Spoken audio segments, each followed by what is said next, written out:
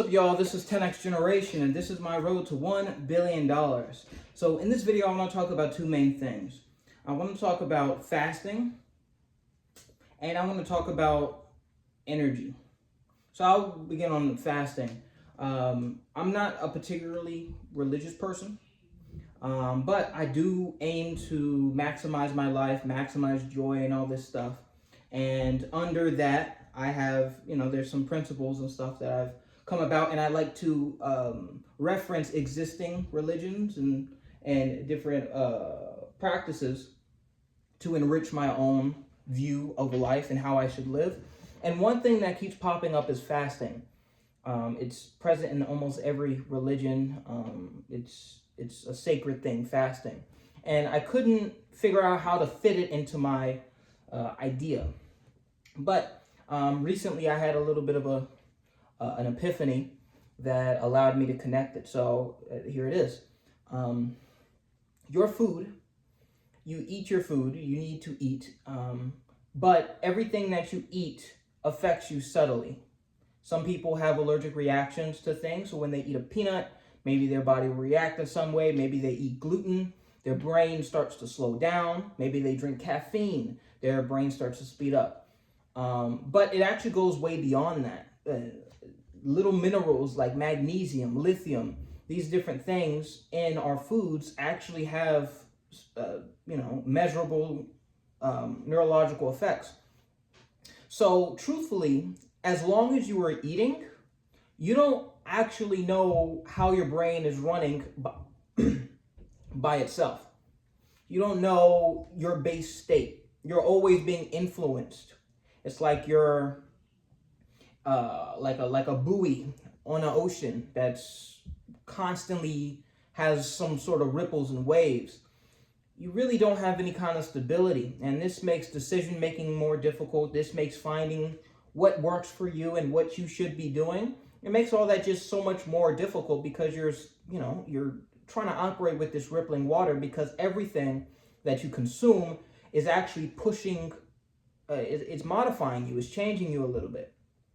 But by fasting, you give your body not only a chance to not constantly be metabolizing the food that you're eating, but you also allow your body for maybe even just a couple hours to stop the water and just completely still water so that your thoughts are clear, right? And I did this past Labor Day, right? So I didn't eat Labor Day, and then for Labor Day we had a big cookout, and that was fun. So I had a 24-hour fast, and yeah, so that was super interesting. It's not going to change your life or anything, but I do think that is something that I'm going to regularly incorporate. Not on any kind of schedule, but if there's something that I need to sort out, or I feel there's something pulling me in multiple different directions, or an important decision's coming up, that's another tool in my toolbox. So that's fasting. The second thing I said was energy. So everyone has a certain amount of energy that they can use in a day, and it takes time to replenish this energy. And when I mean energy, I don't mean anything spooky. I really just mean the ability to do things, the ability to do work, the physics definition, the ability to do work. Everyone has a certain amount of energy, and it can run out. And I don't think in this, I will say for me, I don't think I've historically put enough emphasis on the finality, the limit of how much energy I have. I've always thought, just because I think very highly of myself, I always thought that I could have it all. I could, have the friends, have the relationships, have the business, have, everything that I could want, right? And while I do still think it's possible, it does take a great deal more strategy. And there is a hard limit on how much energy you can actually have. And I found this out because, as I'm working out consistently, as I'm doing other things more consistently, other thing gets turned down, and it's not just time.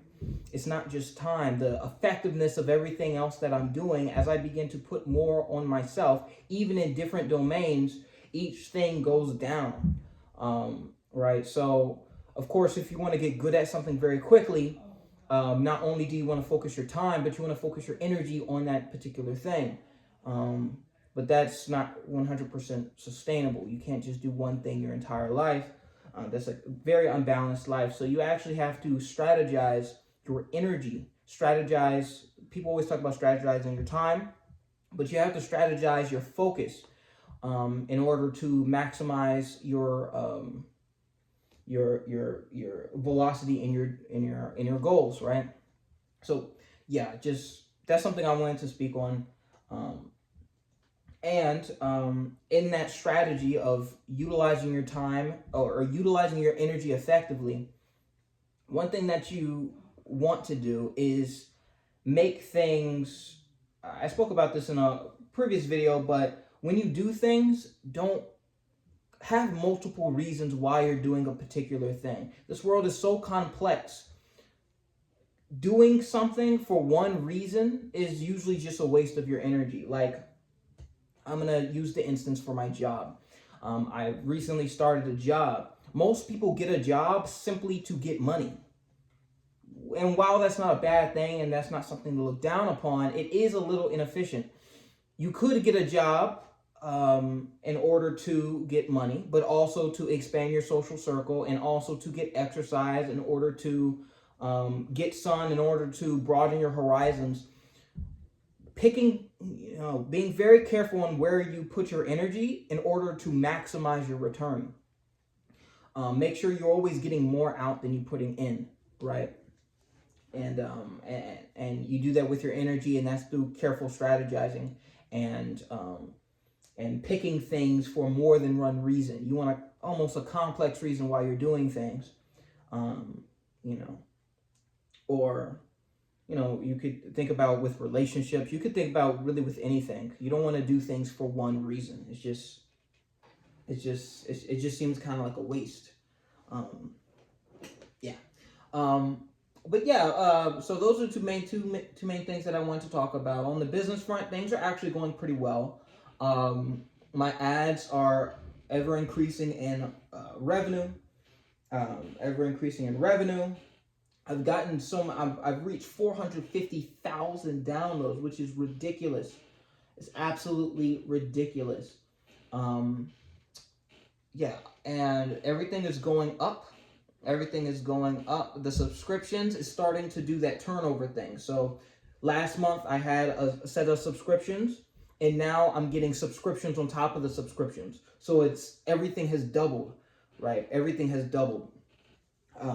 Well, at least in my dashboard, it says up 130%. So everything has doubled. Of course, it's not going to continue doing that because there is a retention rate that has to be accounted for. But things are looking promising. And I know for me right now, I said I was going to create this next app. But that, my brother said that I'm very... I'm kind of wishy-washy. I'll say something and then I'll kind of go back and forth. And I was telling him that, some of the best decisions, the things that we base our lives on are built on deliberation. The back and forth, the having an idea, testing that idea, prodding it, see if it works, doesn't work, trying another idea and going back and forth. And even our government is based off checks and balances, which is effectively... it gives it the opportunity to be argued with. So I told him, you don't really want the expectation to always know what to do instantly, or knowing the right direction, or just picking something and sticking with it. There is, in certain dire times, that is really important. But really, if you want to make the best decision, that deliberation, that back and forth. And maybe I'm just, maybe I'm just being very... maybe I'm just excusing the fact that I'm going back on what I said. Maybe not. Who knows? But in my previous video, I did say that I was going to start a new app for iOS, which should be really good. But I do want to add in this little bit. I do want to wait until this app reaches a certain threshold of profit, I do want to do that because I said this about the energy, dividing my focus and my energy on 2 apps, so growing the first one and making and learning and creating the second one just seems like a waste. So I'm not going to even start creating the app, even though like 90%, like I would say 80% of, not 80, maybe 70% of it is already done.